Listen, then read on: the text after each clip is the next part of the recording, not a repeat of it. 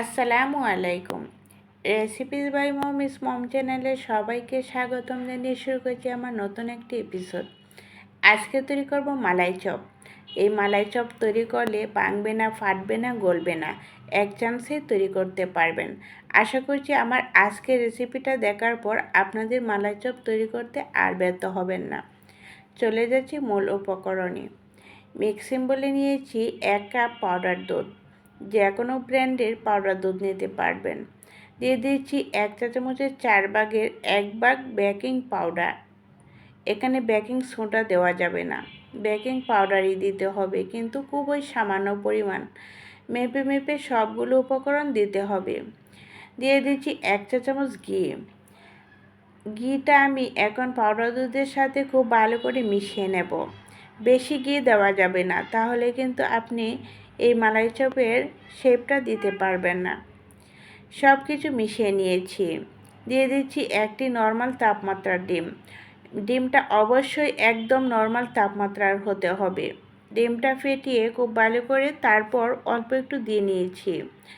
সম্পূর্ণটা একবারে দিতে যাবেন না, অনেক সময় দেখবেন ডিমের সাইজ অনুযায়ী ডিমটা কম বেশি লাগতে পারে।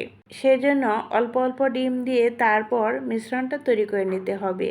মিশানোর পর এরকম একটা আঠালো মিশ্রণ হবে। এই মিশ্রণটা কিন্তু টাইট করে তৈরি করা যাবে না। ডেকে রেস্টে রেখে দিয়েছি 5 মিনিটের জন্য। 4 থেকে 5 মিনিট রেস্টে রেখে দিলেই হবে, বেশি সময় ধরে রেস্টে রেখে দেওয়া যাবে না। রেস্টে রেখে দেওয়ার পর এই ডোটা কিছুটা শক্ত হয়ে যাবে, সেই জন্য প্রথম অবস্থায় টাইট করে তৈরি করা যাবে না, একটু আটালো করে তৈরি করে নিতে হবে। হাতটা ক্লিন করে তারপর অল্প একটু ঘি হাতে লাগিয়ে নিয়েছি। এখন যে কাজটা করতে হবে, আপনি যতটুকু বড় করে মালাই চপটা তৈরি করতে চান ঠিক সেই অনুযায়ী আপনি এই ডোটা একটু হাতে নেবেন, মানে পাউডার দুধের ব্যাটারটা একটু হাতে নেবেন, তাহলে আপনার এই সুন্দর করে শেপটা দিতে পারবেন। যেরকম বড় করে তৈরি করতে চান ঠিক এই অনুযায়ী ডোটা নেবেন। আমি খুব ভালো করে মথে নিয়েছি হাতের তালুতে, খুব ভালো করে মথে নিতে হবে যাতে উপরে কোনো ফাটল না থাকে, মানে ক্র্যাক না থাকে। সবগুলো মালাই চপ একটু বড় বড় করে তৈরি করে নিয়েছি। এগুলো যখন দুধের শিরার মধ্যে দেওয়া হবে তখন দেখবেন অনেক বড় বড় হয়ে যাবে।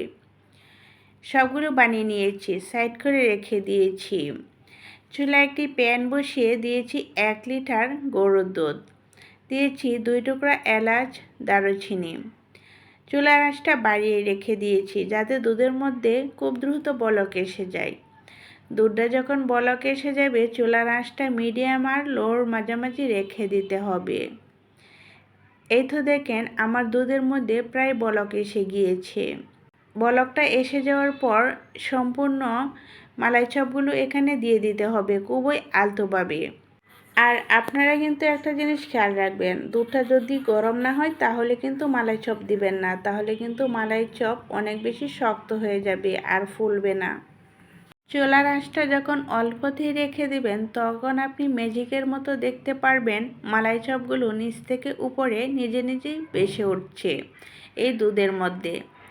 তখনই প্যানটা ধরে একটু নাড়াচাড়া করে দিবেন, অথবা একটা স্প্যাচুলা দিয়ে খুবই আলতোভাবে একটু নাড়িয়ে দিবেন, তাহলে দেখবেন একটু উলটপালট হবে আর মালাই চপগুলো খুব সুন্দর করে কুক হবে। সবগুলো মালাই চপ যখন দুধের উপরে বেশি উঠবে তখন একটা ঢাকনা দিয়ে ডেকে 3 থেকে 4 মিনিট জাল করে নিতে হবে।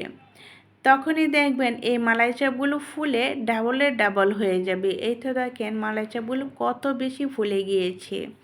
আর দুধ যদি উতলে উঠে যায় তখন একটু ঢাকনাটা উঠিয়ে দিবেন, আবার ঢেকে দিবেন। এই যে আমি দেখছেন কিভাবে কাজটা করে নিচ্ছি, সেমভাবেই করে নিতে হবে।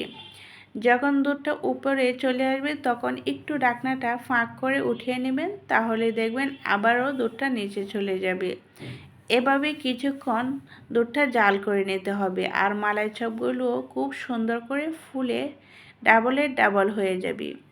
দুধটা যখন একটু ঘন হয়ে যাবে তখনই এখানে আমি মিষ্টির জন্য দিয়ে দিচ্ছি 1/3 কাপ চিনি। এই শিরাটা যখন একটু কমিয়ে যাবে তখন মিষ্টিটা অনেক বেশি হয়ে যাবে, সেই জন্য আমি মিষ্টির পরিমাণটা একটু কমিয়ে দিয়েছি। আপনারা আপনাদের পছন্দ মতো করে দিতে পারেন। মিষ্টিটা দিয়ে আবারও 3 থেকে 4 মিনিট জাল করে আমি উঠিয়ে নিয়েছি। ঠান্ডা করে তারপর নর্মাল ফ্রিজে রেখে দিয়েছিলাম 2 ঘন্টার জন্য। আর দেখেন মালাই চপগুলো অনেকটাই শক্ত হয়ে গিয়েছে। আর যদি এমনিতেই রেখে দিতে চান তাহলে দেখবেন মালাই চপগুলো অনেক বেশি সফট হবে আর মুখে দিলেই মিলিয়ে যাবে। মালাই চপগুলো যেহেতু ঠান্ডা খেতে বেশি ভালো লাগে সেই জন্য আমি একটু নর্মাল ফ্রিজে রেখে দিয়েছিলাম। আপনারা আপনাদের পছন্দ মতো করে খেতে পারেন।